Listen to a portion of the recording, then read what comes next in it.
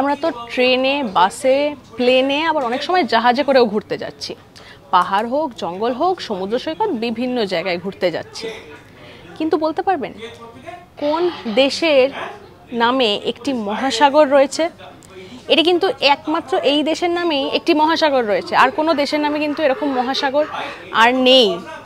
সেটা কি আপনারা জানেন কোন দেশের কথা বলছি? কোন দেশ? আবার আমাদের দেশ, মানে ভারতবর্ষ, মানে ইন্ডিয়া।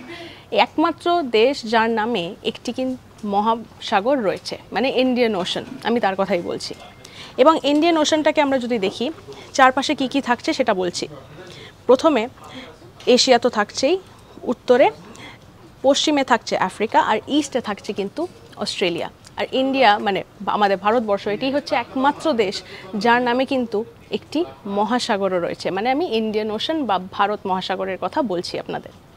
এরকম নানা ফ্যাক্টস রয়েছে আমাদের কাছে।